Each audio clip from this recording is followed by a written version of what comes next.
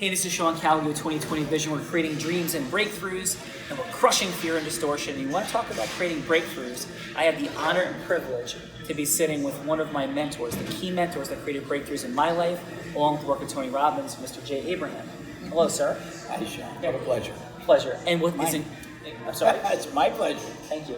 And what's incredible that's coming up is I'm going to be, along with many of my Hello Out There Platt brothers and sisters and Lion brothers and sisters, in a room with the two people that together create these massive breakthroughs for me. And that's coming up in Amsterdam. Yes? It's coming up in Amsterdam. So what are we going to be doing? I don't want to get any insider secrets, but we have a fun day coming up, I think. Right? Well, Tony calls it pitch and catch. He and I basically go back and forth and deal with the most complex issues, challenges, problems, untapped, unmined opportunities that people express. And with love and affection, we sometimes address issues they should be expressing. But it's all scenario-based, all very specific. It's pretty cool. Okay. And if I may, yes. And we will not use this, and we will not put this video up if you don't want to, but you blew my mind today. I have a key marketing question. Yes. But just in terms of your self-discipline, is it true that at some point in your life you're doing 800 consecutive pull-ups? Yeah, it is. But it didn't. I didn't start there. You know, I started with one, and I was an animal, and I wanted to see how far I could take my own self-discipline. Which is incredible, but I think it ties directly into building a business and marketing.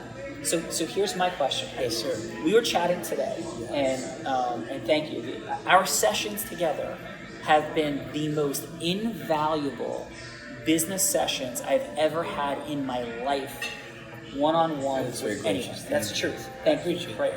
And we were discussing this self-mastery challenge, like getting ourselves to do things like pull-ups, and said that certain people don't do things because it's just not fun and exciting. And could you explain just some of like how boring massive business success could be and how obvious? And like, because it seems like you're the master of these powerful, incredibly brilliant distinctions, but there's a part of them that they're simple and obvious and right there. And you hit me with at least 3 things today in my own business, and I'm like why?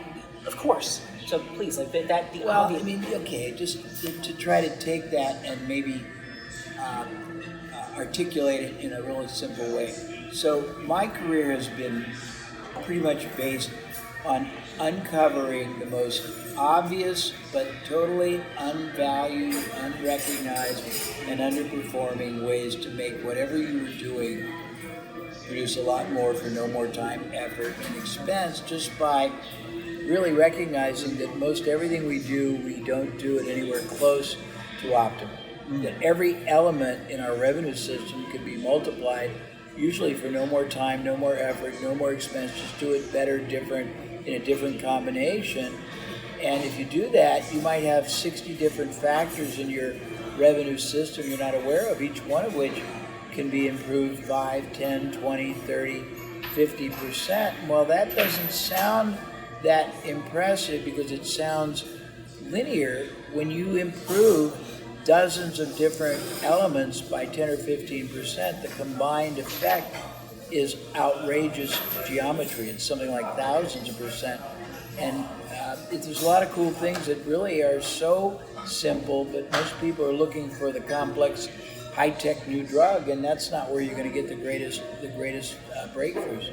And you should, thank you. And you shared with me today that in looking into the outside, the expenses of that might be just such a waste of resources versus the assets. Do you want me to talk about that? Please. Yeah. Okay, well, I'm just talking about the fact that many of my colleagues, very wonderful people, they preach the 10x moonshot high-tech growth strategy, but what they don't recognize and nobody understands is in order to do that, number one, you got to figure out what the application is going to be that's going to produce it, which is unless you're really brilliant, you're not going to be that astute.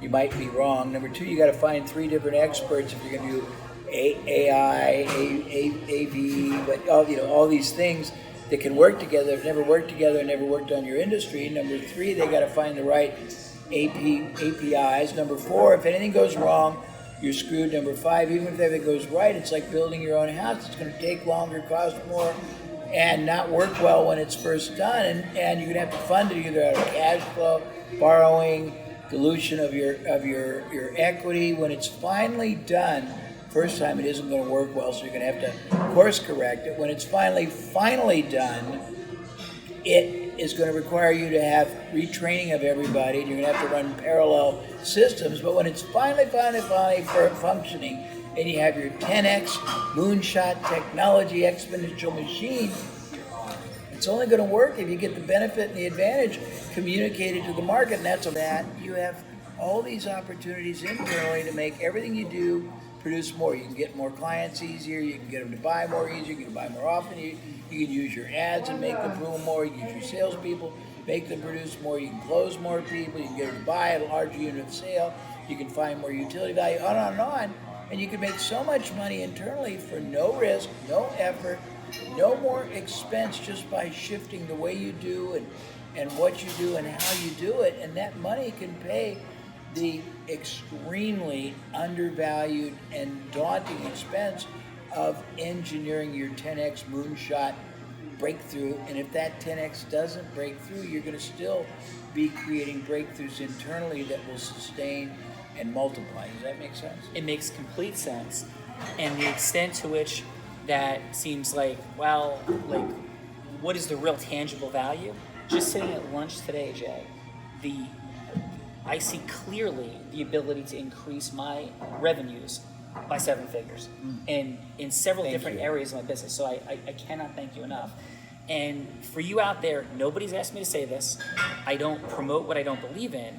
But as I'm sitting here, and I didn't think of saying this before, Jay didn't ask me to say any of these things, but there's so many incredible offerings in being a part of Platinum, which people have heard me share.